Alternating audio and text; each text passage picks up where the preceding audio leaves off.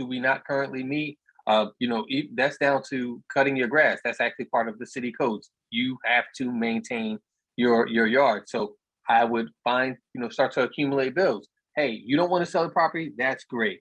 Now understand that we have to meet code, which means that we have to pay X amount of dollars for someone to maintain the yard, X amount of dollars to repair the outside, because code enforcement, they worry about what the outside of the property looks like that they can see. So I started accumulating some repair estimates and say, hey, you don't want to sell the property, fine. Now you have to contribute toward the upkeep. And what you'll find is that when people have to financially contribute towards something that does not financially contribute to them, right? They're paying money into something, say an old house that really needs to be torn down, but they don't want to tear it down because it was grandma's house, fine. So you need to pay for the upkeep of this property so that it stays within the building code for the city. You'll find way more willing to start selling the property when they have to pay for the property to sit there and do nothing. So to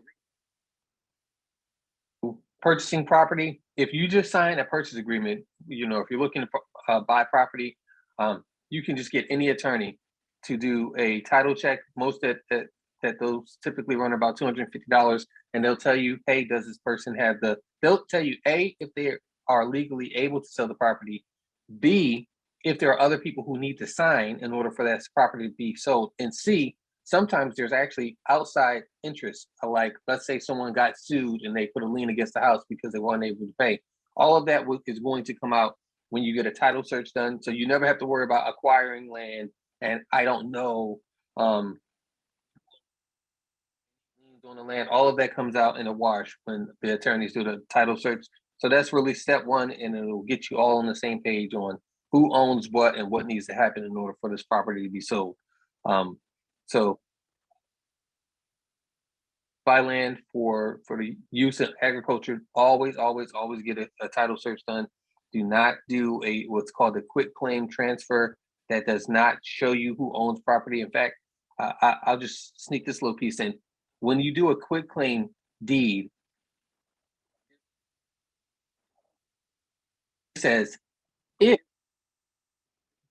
if I own a percentage of ownership, I transfer to you my percentage, meaning that, let's say I'm one of those siblings, I can do a quick claim where I transfer my percentage of ownership, but that doesn't give you ownership of the entire property. It only says if. So a person off the street can sign a quick claim because legally it says if I own it. It doesn't say that I own anything, any interest in this property. It says if I own a percentage, then I'll transfer it to you. But it does not transfer. It does not tell you that that person actually does have a vested interest that they can transfer. And it doesn't tell you that it transfers the entitled property. It only transfers a percentage of ownership, assuming that the person who's signing that quit claim does own any percentage in the property. So you never want to transfer property between strangers via quit claim. You always want to go through an attorney, so that they can do that title search, so that you can be sure of what you're actually buying. And that is my piece.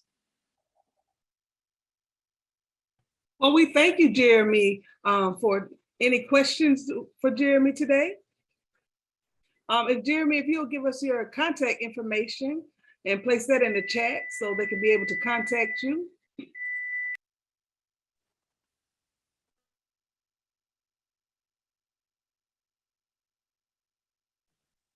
Jeremy, I have a question for you. I know that you deal with a lot of heirs property.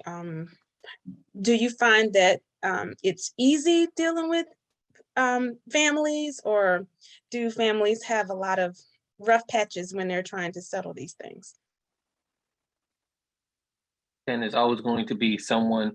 There's going to be some type of acrimony involved, and I'm not a family counselor, so I'm not getting into that. I'll just tell them, hey, this is what needs to happen in order for us to buy the property, and then it's on them to go ahead and make amends or do whatever they need to do between family members. I'll actually tell you a quick story, true story, wild story. You have mom and dad dies. This is a property that we were purchasing. Mom and dad dies, and then you have 3 siblings remaining. One of the siblings was, addicted to drugs. So the other 2 siblings maintained the house. They rented out the house. They made money from the house for about 12 years. And then when they wanted to sell the house to me, the 3rd sibling found out that he had vested interest in the property the whole time. Now, on one hand, I can understand why they didn't give him any money or proceeds. He didn't contribute anything toward fixing up the house, or but he also, but what really made that third sibling upset is that for the entire time he thought that his parents cut him out the will. When it came out in the wash that this third sibling has to sign, I'm talking about, he cursed out the attorney, he cursed out his siblings, and now he did apologize to the attorney because obviously she was just doing her job. But yes, it's when you get into those situations, we do the title check, we find out that multiple people or sometimes they're upfront with you and say, hey, it's me and my siblings. Well, you got to get you and your siblings to sign. It's the only way this happens. So I don't get into that. All I do is relay the message. This is what needs to happen in order for this property to be sold, and then it's on them, and to get that done. Call me back when and if you are all on consensus and ready to sell. All right, we have another question in the chat from Barbara. She said, is it expensive to do a quit claim, or is it based per attorney? You can Google a quit claim. Now understand proper pronunciation and spelling. It's quit, like, hey, I quit this game. It's a quit claim deed, and I just tell that because a lot of people say quit like running fast. No, it's quit claim deed. But you can Google that. It's free. Put in quit claim deed. Get it notarized. But it's all right. Let me give you another story. And this was actually recently. This was last year. Went to go buy a property from a gentleman who had purchased the property. So he wanted to sell it to me, and he wanted to sell the property to me because he had bought the property, wasn't doing anything with it. Great. When we did the title check, come to find out, he purchased the property via a quit claim deed from another person who had liens on the property. But he didn't know he was buying a property that had liens because he did it via quit claim deed and not through an attorney to do an actual full title check. So this entire time, this gentleman bought property that he thought he owned, and he did. It's just that someone else had liens on the property. And when you do a quit claim deed to a property, whatever liens, whatever thing is attached to that, it could be, there are properties that I've dealt with that the IRS, like the federal government, has a lien on that property. That ain't going away. So if you buy a property via quit claim, can you transfer property and do all of that? Yes. But understand, you're literally buying a surprise. It's like, hey, happy birthday to you. You're buying a surprise. You don't know what you're getting because you didn't do a full title check to find out what's attached to that property.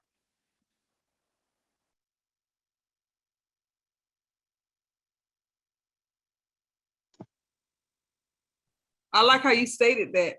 Any more questions for Jeremy?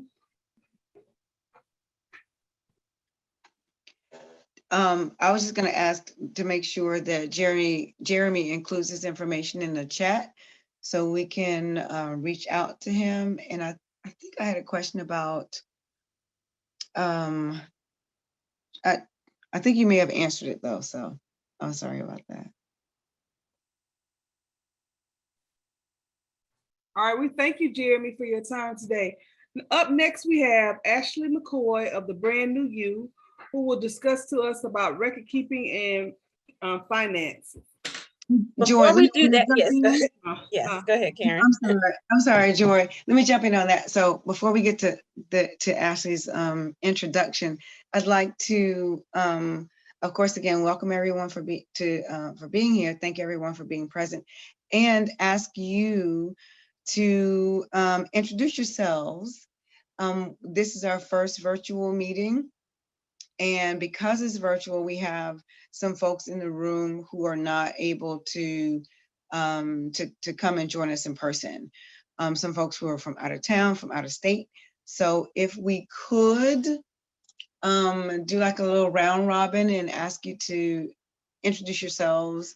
And I don't know where everyone lives in the space, so I'm just gonna call your names, if that's cool.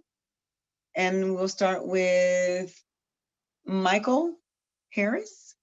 If you would just introduce yourself, let us know where you're from. And yeah, my name is Michael Harris. I guess you would say an old veteran of the Black agricultural wars around the United States and the world, actually. Cut my teeth with the Black Farmers and Ag Association in Tillery, North Carolina, with Gary Grant. Worked with Savvy Horn, the Black Land Loss Prevention Project, a few farm bills, and for many years, director of Black Farmers out here in California. And back for another round for the farm bill, and just happy to keep my nose to the grind and see what folks are doing and how to be of assistance where I can. Thank you and welcome. Let's go on to Amora Bryan. If you were to introduce yourself, please. Yes, sure. I'm driving at the time, but I think I can multitask. My name again is Amora Bryan. I currently live in New Jersey. I'm a hobby farmer, but I'm ready to relocate. I'm ready to do cooperative. I really want to become a farmer, and I have been doing some workshops on it. And like I said, so far I've been growing like avocados and different things on my own. But I'm looking forward to learning more and seeing, where I can relocate. Georgia happens to be Georgia, North Carolina, South Carolina, Virginia. There's certain places that I wouldn't mind to relocate. As an educator, I know that I don't have to do reciprocity if I do decide to move to Georgia. So I'm just excited to learn and grow from all of you and to see what's possible for me to move towards more farming full time. Thank you. Wonderful. Thank you and welcome. Let's go on to Brandy Wallace. Hey, I'm Brandy, and I have Wallace Farm Petting Zoo. I also have a 10-acre hayfield, and we just opened up our first farming Airbnb over in the Grove side of town. I'm in Hepzibah, Georgia, and the Airbnb is, I guess, they'll be considered Augusta, Georgia. And that's it. All righty. Thank you, Brandy. Let's move on to Andrea Townsend. Good morning, guys. My name is Andrea Townsend. You can call me Renee. Everybody does. I am in Hepzibah, Georgia. I have two businesses. One is Women in Touch Health and Wellness, and that's focusing on health and wellness and disease management and disease prevention. And the second business, which was birthed from Women in Touch, is actually Spice of Life Nursery, where I grow vegetables and herbs in the backyard. And also I have house plants that are more beneficial for air purification. Started that journey back in 2014, but became serious about 5 years ago. Yeah, so I have like 41 raised beds right now. I'm looking to expand for some more up in the front yard. It looked really pretty though when I finished, but yeah, but that's it. Thank you. Wonderful. Thank you so very much. Let's go on to Barbara.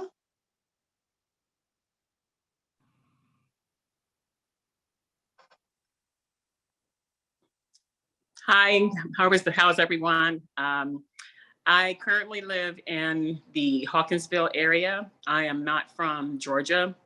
I traveled here from the DMV in search of property. I've traveled from Tennessee all the way to Arizona in search of to develop my own homestead. And so I'm very green. Last year was my first time actually growing a garden in containers. Very successful. And so I'm very thankful to be here. This is my first time learning about cooperative, development. So we'll see where it goes. And I also hope to grow moringa trees for medicinal purposes. Thanks. Yes. Oh, sorry. I got excited about the moringa.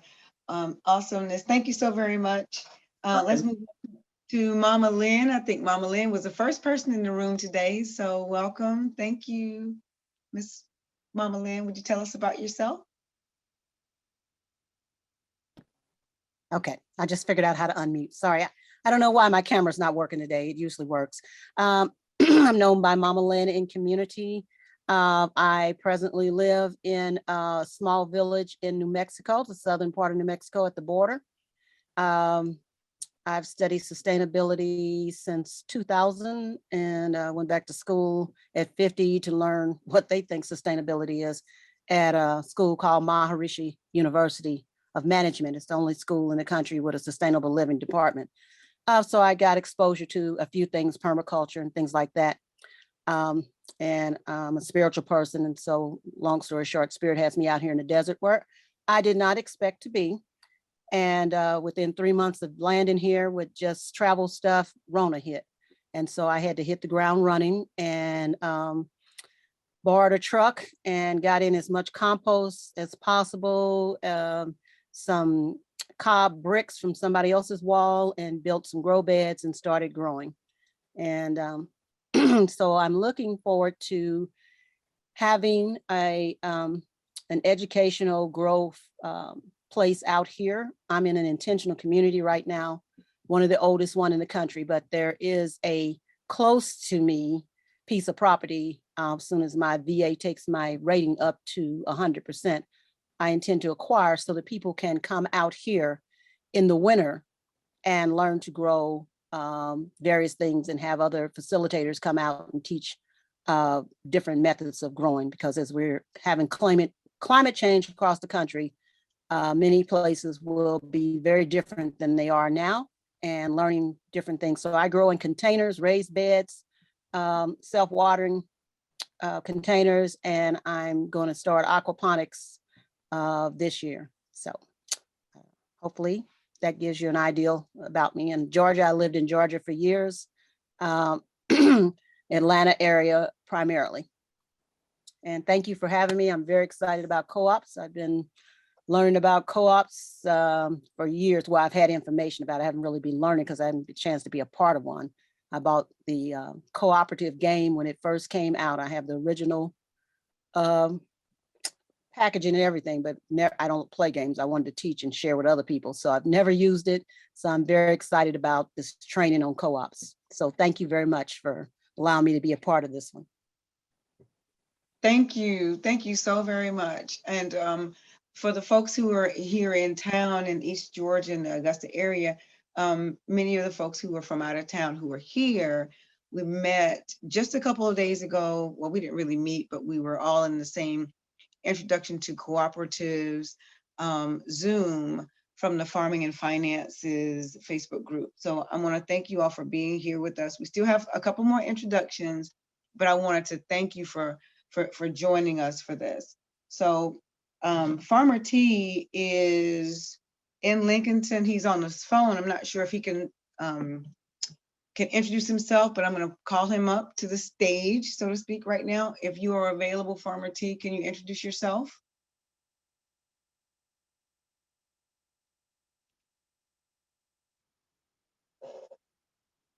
And if not, because he is in Lincolnton in the country, we're going to come back to you, but feel free to jump in. Let's move on to Earthly Rooted. Please introduce yourself.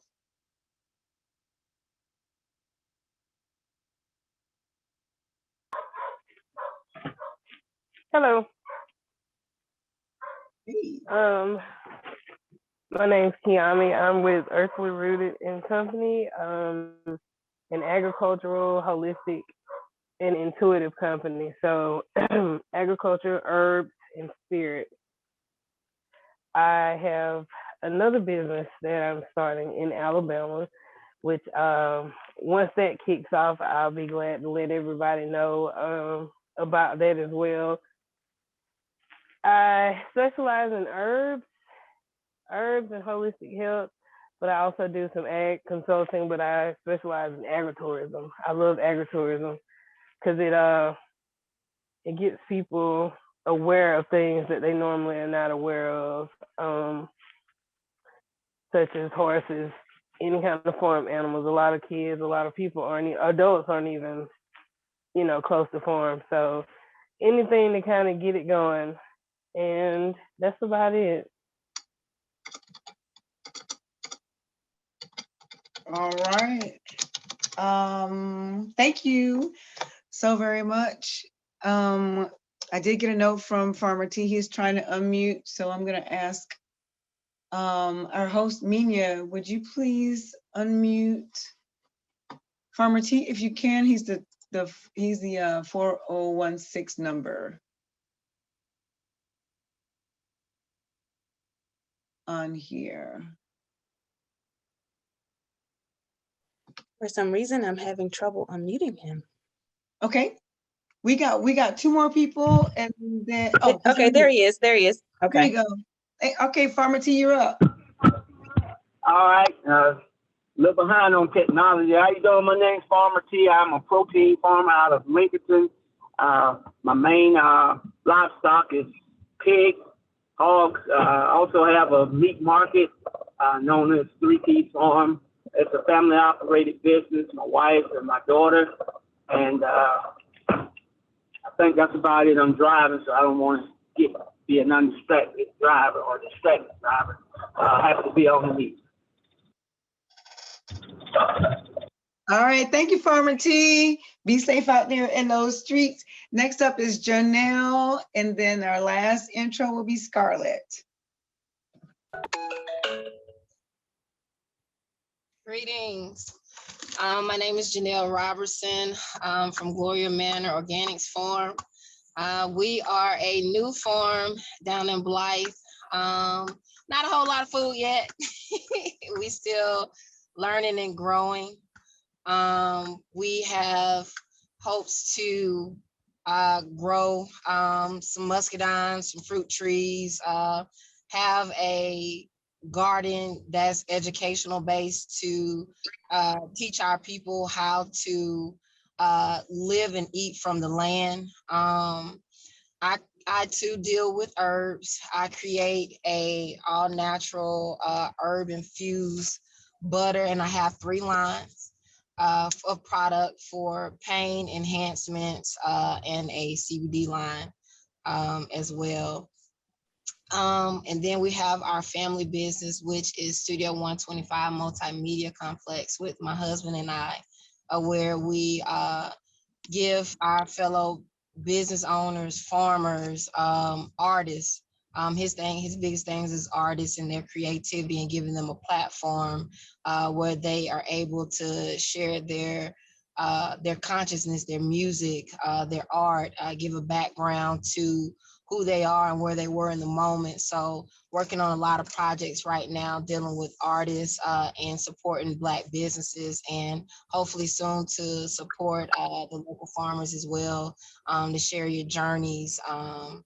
So just gratitude for allowing me to talk. Don't know what else to say. I'm gonna kind of wrap this up because it's just me and I'm grocery shopping. So peace out. I appreciate you guys.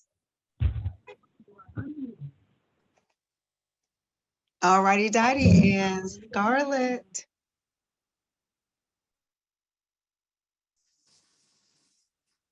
Hello, everybody. I'm Scarlett. I am, by day, I am a nurse. In the evening hours and the early morning, I am a gardener, preserver, about to be looking at raising some animals as well. Kind of all started, I've always been very connected to where our food comes from. When I lived in Atlanta, I was very much tapped into the growing community there. And then when I moved back here to Augusta, because I'm originally from Augusta, I actually live out in Hepzibah. I moved into a townhouse, and in Atlanta, I had a house, so I had more room. And I moved into a townhouse and thought I could not grow. And last year, well, I guess it was 2020, I was one of those people that started a pandemic container garden to help, honestly, with mental health. Like, it was super stressful being a nurse. It was super stressful during the day, and I needed something to kind of help relieve that. Connecting with nature, putting your hands in dirt is extremely therapeutic. And so I started doing that, and I quickly ended up finding out that I love growing. And not only do I love growing, but I love teaching other people to grow. So I'm actually at this current moment working on becoming a garden consultant. So I have people always asking me, how do you do this? How do you grow this? How do you produce so much food? And so I want to help people know that you can grow too, even in small spaces. So my garden was completely a container garden in 2020. Last year it expanded. I just added more pots in 2021. This year we'll be looking at, actually on Monday, so those of you that are praying people, we were looking at a property, we called last week, we were looking at a property that on the listing had 4.5 acres. And then when we talked to the listing agent, we found out it's actually a property of 28 acres. And we are going to see it on Monday. So we're super excited because I want a cow. My husband thinks I'm crazy. But it's okay. It's totally okay. And it's just grown. So like in the background, I was muted because I'm sure those of you that preserve, you hear my canner going. I'm a canner, I'm a fermenter.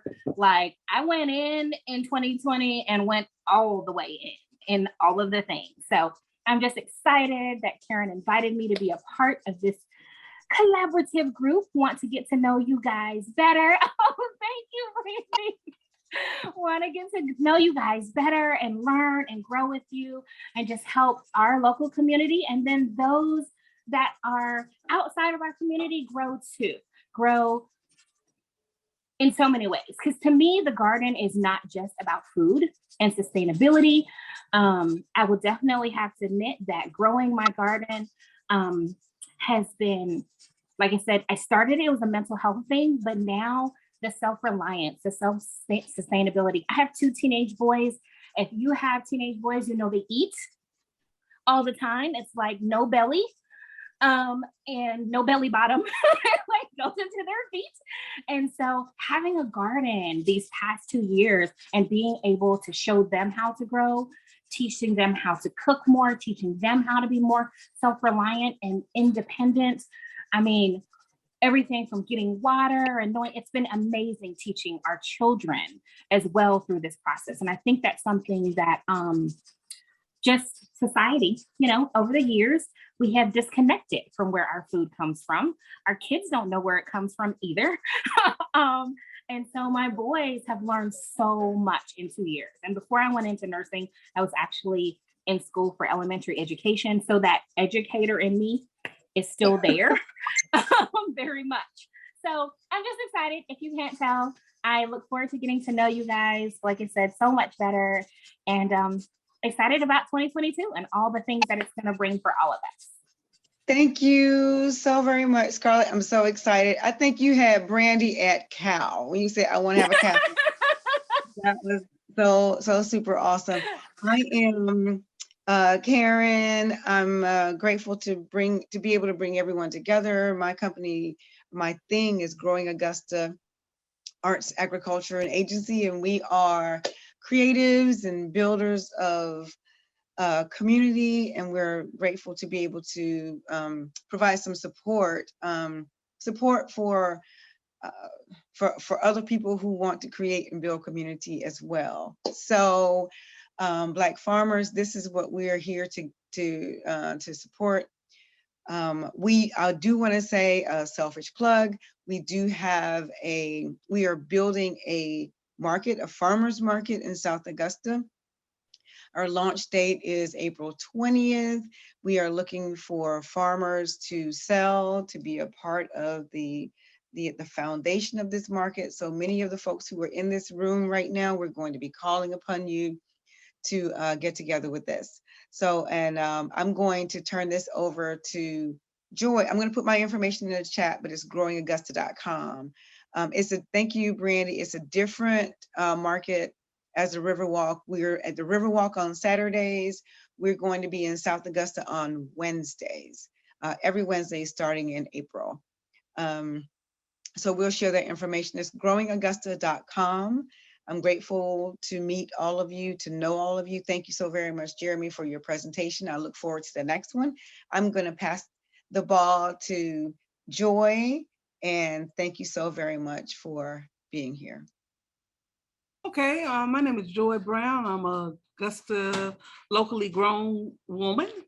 I work with Bell Tish Presbyterian Community Garden in South Augusta. I'm currently working on a degree in agribusiness. And like Barbara said, I'm pretty green too to everything, but I'm learning and growing, as Janelle would say. And I just welcome you all for being here with us today. This time, we're gonna I'm gonna turn it over to Ashley McCoy with the Brand New You for a quick presentation. The floor is all yours, Ashley. Oh, it's my turn. Hello, everyone. My name is Ashley Harris McCoy. Just a little background. I am Augusta, Georgia native. I reside in Atlanta, Georgia, and I'm, part of the National Women and Agriculture Association. And how I got into ag, I was in banking for 20 years. In the latter part of my banking, I was in the business and commercial space, where I worked with businesses 1 to 10 million in revenue. And what kind of sparked me to start my business is I saw a disparity among African-American business owners, particularly in that 1 to 10 million dollar space. And then as I, going back to our roots, from our ancestry, focused in on the agriculture piece, because I knew there was a great piece for us. And of course, when I was out here on my journeys, I saw a disparity with Black farmers and knew the initiatives that were available. And so I joined the National Women in Agriculture. And then it prompted me to really focus on the things that we need as entrepreneurs and to help business owners, particularly the ones that look like me, to provide them with financially feasible solutions to start, develop, and grow their businesses. So here's where we are. And I just wanted to take a quick moment to speak with you all regarding, and I apologize for not having my camera on, but I have had another meeting as well. But I wanted to take a quick moment to talk to you all about some bookkeeping essentials and preparing for this upcoming tax season. Just some reminders, of course, the IRS will be accepting tax returns beginning on January 24th. So first and foremost, but so one of the big things that I have with entrepreneurs is the bookkeeping piece, and them wanting to know, is it beneficial? Should I get a bookkeeper? Can I do it myself? And the thing I would tell you the most is don't shortchange yourself. So even if you're not in a situation where you can afford a bookkeeper, you can reach out to accountant like myself I utilize QuickBooks, and you can actually get discounts on the software to be able to do bookkeeping yourself. If you're not even in a situation where you're ready for the bookkeeping software, I always say do your poor man's bookkeeping, which means have that business address set up, start taking pictures of receipts, sending them to yourself. The essentials, of course, once you set up your business, your farm, you want to make sure you have that entity set up properly. You have your EIN number, and of course, you have a business checking account that is set up in the name of that farm or business that you have. The benefit to that is, if you're not good with your bookkeeping, at least you have a business statement that can correspond with all the things that you're doing. And then two, sometimes if you're using personal funds, you now have the opportunity to take a picture, track those receipts. But in essence, making sure you're tracking and reconciling your books on a monthly basis is key, because at the end of the year, we do tax preparation, and we don't just do tax preparation, we do tax education. So before we do any return, we educate you on how to prepare for the upcoming year. And of course, we do bookkeeping, but one of the things I always encourage, if you're doing bookkeeping, you should also want to look at payroll. Find an opportunity to pay yourself, even if it's $500 a month, because at the end of the year, that will lower that tax burden of you having to pay taxes. As farmers, also, some of your transactions may be a little different. So being able to, if you're going to do the bookkeeping, sit down with someone that can help you set up the proper boxes and classification tools so that you can classify those transactions correctly. And also remember, no matter if you're just starting, you still want to have some type of bookkeeping practice in place. So if you're spending money, even if you're not making money, this is even more imperative because you want to track those expenses. Some of the common expenses that you may not think about and that your average tax preparer may not be privy to is depreciation. When you buy a piece of equipment, you buy a vehicle, you buy maybe an expensive laptop or computer, you want to make sure you know the difference between a supply and a depreciable asset. And depreciation, again, is one of those things that a lot of business owners miss. And depreciation is one of those things that go back into your numbers to make the business profitable. So you want to have those conversations around depreciation, interest as well. So if you have a loan, don't be afraid to have a loan. You can write off the interest and get the benefit back to the organization. So those two things you want to keep in mind, the depreciation and the interest. Another major expense is mileage. You're going back and forth to pick up things. You know, I heard people say, well, you may go from Augusta to Atlanta like I often do. And you want to make sure you're tracking your mileage. If you're wanting to do it the old fashioned way, you can get a mileage log. I'll be happy to send you a paper one. If you want to have a more electronic base, there are apps that you have such as Stride and Cube that will automatically track your mileage. Mileage is one of your biggest expenses. I think mileage is 58 cents a mile right now. So I talked about depreciation, I talked about mileage. You can't do the same on a car, on the same vehicle, but if you have two vehicles, one you can use for mileage. And say you just bought a new vehicle, you can depreciate that asset. Those are things you want to keep in mind as you're bookkeeping and you're doing tax preparation as well. And so those are some just high level things to kind of think about. And then, you know, the other thing, of course, retirement. Although you are self-employed, you want to think about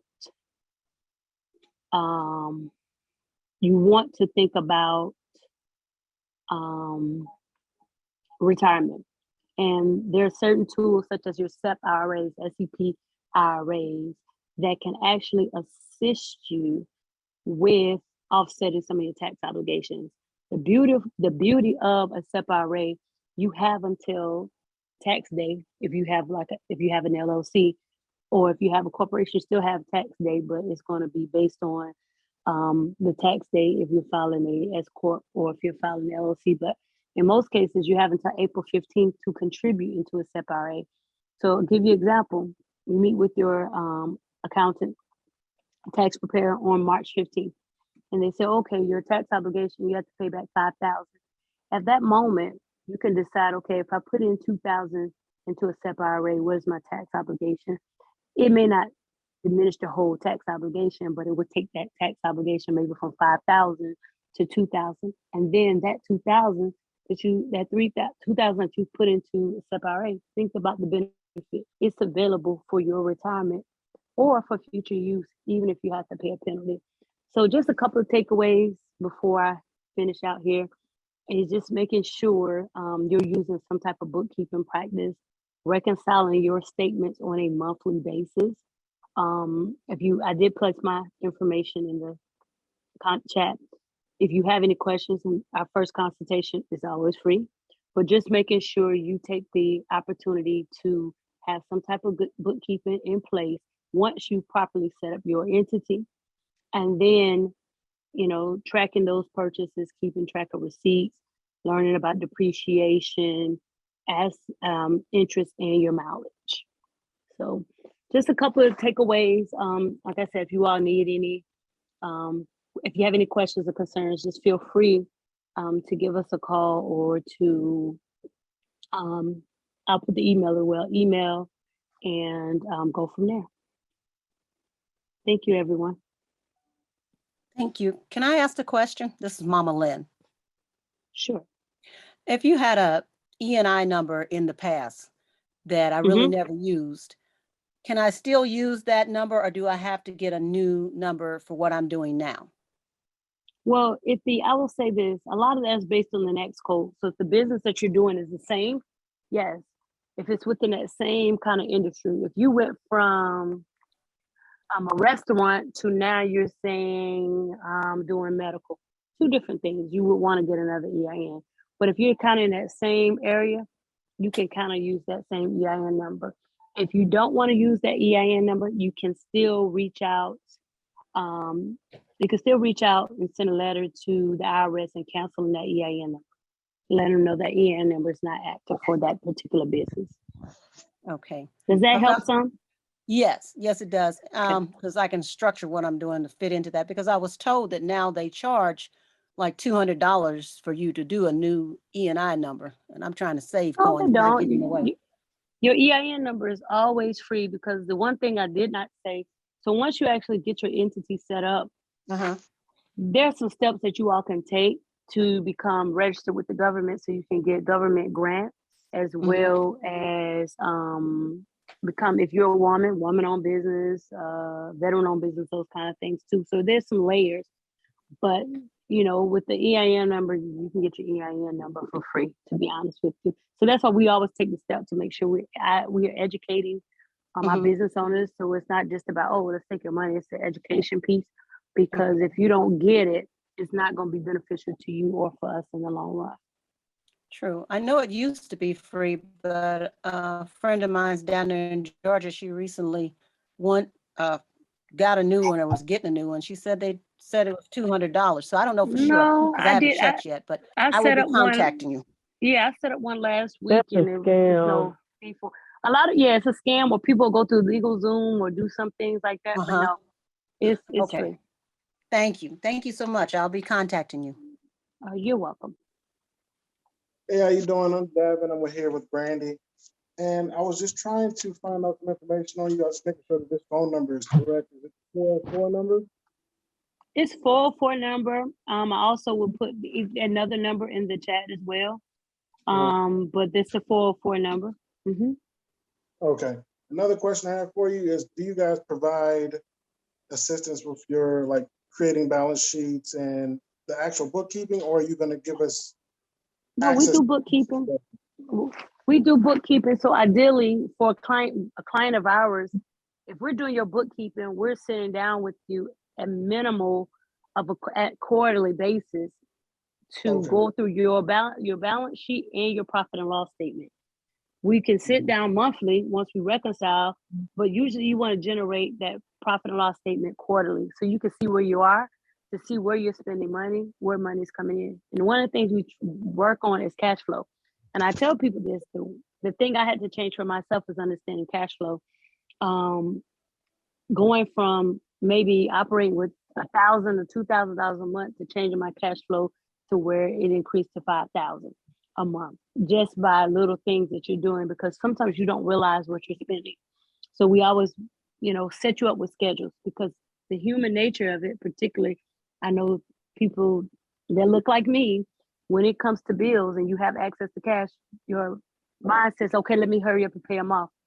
We take a quite different approach to that, in making sure we educate you on cash flow so your money can work for you. Because at the end of the day, that's all I say. Well, how is your money? How are you going to make it? What's your plan for your money?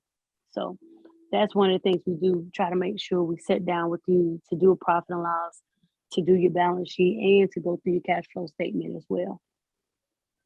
Another question for you I have is, Sure. What did you want us to bring to the table when we do our consultation? What should we have with us? Really your goals. And usually before I schedule, I send you out questions so you can prepare for it. Where you are and where you're trying to go. And then really what you meet, your challenges. So we can help overcome those challenges. I want to know, especially we're in the beginning of a new year, calendar year. What were your challenges last year? What are you looking to overcome in this year? Do you have plans? Because one of the things what people have to understand with taxes and things of that nature, bookkeeping, you plan for the next year. So now where we are, best we can do is plan you and prepare you to file taxes this year. But once you file taxes for 2021, we're starting to say the plan. What is the plan that we're going to do in 2022? Because at that time you may say, okay, in 2023, we're looking to purchase a car. We have a child that's graduating. We're looking to move. So the goal is to prepare you the best that we can for that upcoming year. Gotcha. To make Okay. sure your financial situation looks good and make sure you understand the difference between net income and net loss. Because most people, oh, take it all the way down and pay taxes. I was like, you know what that means? You got a net loss. So if you're trying to get a loan or something, you ain't gonna be able to do it. But let me show you how that you can still show $10 in at the bottom line, but you got depreciation of 20. So now your net income is $20,000, $10. So things of that nature. Mhm. Okay. I look Thank you forward to so speaking much for to you. that. Thank you so much for you're that. Does welcome. anybody else have any other questions for Ashley? This has been an amazing discussion. We talked about retirement. She hit on retirement. Many entrepreneurs don't think about that. And I don't know if she mentioned insurance, but I know that if you schedule a consultation with her, she will tell you you need to get yourself some insurance, insure your business. And that last thing is mileage. Oh my goodness, how many times do we not put down that mileage? So that could be a lifesaver for you. You are really spending when you are driving back and forth. There's so many things that we do with our cars. And then earlier we talked about, we had Jeremy to speak with us about heirs property. And I know I'm going through something with heirs property right now. And I know a lot of you may be going through something like that. And in my case, there are 21 owners. So our families have a lot that we're going through and trying to save these properties. So take a minute and think about what may be in the background of your family. I didn't even think about this property until I'm like, hey, my great aunt is 97 years old. What is she going to do with this property? And so it's been in my family since the early 1900s. So we want to make sure that we keep that. I did not get an opportunity to introduce myself, but before I do that, there's one person that I wanted to introduce as well. Sarah, can you introduce yourself? Yes, hi. Sorry I'm late, everyone. I'll just be real quick. So I'm Sarah Barbara Williams. I have a business called Just Ice Pops, and I make popsicles out of locally grown fruits and vegetables. So watermelon, sweet potatoes, ginger, herbs, berries. Anyway, I'm interested in buying from people to use your ingredients in the popsicles, and I will advertise where everything comes from. I'm doing this because I'm trying to get people, they're vegan, they're all vegan. I'm trying to get people more interested in eating healthy, especially kids. I have plans to work with kids to teach them how to have a business once I get this one further along, but using the popsicle business. And I also have a background in community development and rural development. So I can help if you want to write grants or start a nonprofit. I can help with that. And I am studying at Tuskegee University, and I'm focusing on heirs property and on kind of cooperative ownership models. So I also may be reaching out to see what people's research needs are.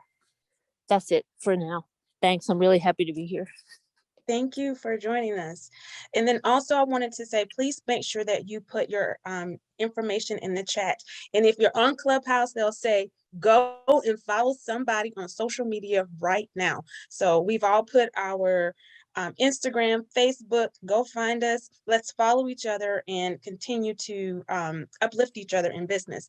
My name is Minya Chester, and I have a background in agriculture in a very interesting way. My ag background came from cooperative extension. I worked in a lot of urban ag areas in Atlanta. So a lot of the community gardens that you see around there in downtown Atlanta, I helped to build those and help to design and plan them. I also worked with farmers in South Fulton County. There's lots of farms and cattle ranchers out there. So I've done that. And in South Georgia and North Florida, working with farmers there as well. So my job is to help bring farmers resources and information. And then for the small farmer or someone who's doing a small community garden, I help you design and plan your garden too. And then with my business, Southern Jazz and Sweets, so there's that ag piece, and then there's Family Consumer Sciences, which is mainly home economics. I teach people how to do things in the home, which is canning, preparing your own cleaning products, whatever it is that you want to learn how to do, I'm here to help you do. Thank you so much for joining us today. We have learned a lot, and this is our first Zoom meeting. We are, we were nervous about doing a Zoom meeting, but I think with Zoom, we can have people from all over join us. So I appreciate you that are not here in Augusta. So, and thank you to our speakers. You are awesome. You rock. We'll try to support you as best we can. And I'm going to turn it over to Karen for last words. All righty. Thank you so very much, Minya, for being an amazing host. I actually wanted to turn this over to Joy for final words because she kind of leads this meeting. But if she has something to share, I'd like to give her the opportunity. But the three of us are working together really closely to build some assets in our immediate area, in our region as well. And this meeting that we have, usually in person on third Sundays in downtown Augusta, is the beginnings of a Black farmer co-op. We need your support. We need your knowledge. We need your experience. We need your prayers. We need your products. We need all of that in order that we can support each other. So I want to encourage us to, of course, remain connected and just share. I know that we meet so we can get to know each other. And as we build relationships, we build trust, and then we build business, we build industry, build communities as well. So I'm actually going to turn this over to Joy to close out because she is the boss of this meeting. And I'm so grateful to all of you for being here. And I look forward to seeing you in this same space virtually next month on February the 20th. Yes, I do see that Mama Lynn has her hand up. Do you have a quick question on Mama Lynn? Yes, can you hear me? Yes, ma'am. Okay. I just want to thank you all for opening this up, and I certainly hope that you will continue to keep it open. I am, like I said, in New Mexico, and there's not another Black woman within 30 miles. There's only about 5 Black folks where I'm at, but God placed me here, and trust me, I'm in a safe spot, but I'm here to learn and to share. But I really appreciate being in an environment of sisters who are doing the work. I'm telling you, I'm just about in tears because went back to school in 2000 after preparing for that challenge of, Y2K. But before that, I was into that. But since then, I've been studying and learning and visiting many intentional communities and been a part of many groups but none of them really have been Black. I visited Black communities and intentional communities like one down in Alabama and different places, but women at the forefront is so critical. It is so critical right now. And so I'm just thoroughly excited and the information that you've put out and the potential of having Black women handle the business end of my thing. I'm here helping Native American and Latinos mostly, even though there's a lot of, the snowbirds and white folks down here. But I really want to work with the community that's here. And the mayor is putting me in charge of the community garden over there. And so I just really look forward to knowing that the accounting and that stuff that I don't know how to do, I will be able to talk to some sisters doing it because I don't want folks out here to know diddly about that side of my business. So thank you so very much. And I'll stop now. We thank you, Mama Lynn, for joining us today. I do see that Connie's on the line, and Connie didn't get a chance to introduce herself. Connie, if you would like to introduce yourself at this time. Can you hear me? We can hear you, Connie. Okay, my name is Connie Baker, and I was having technical problems. I couldn't hear you all earlier, but I have a farm, vegetable plate pharmacy on 2 acres of land, and I have 3 hoop houses, and that's it. And thank Karen for letting me know that my volume was cleared up. Once again, I just like to thank everyone for coming out. We do have those email addresses. We'll try to get them all out to everyone. And so we can all stay connected. And like Karen said, we'll see you on February the 20th in the same virtual space.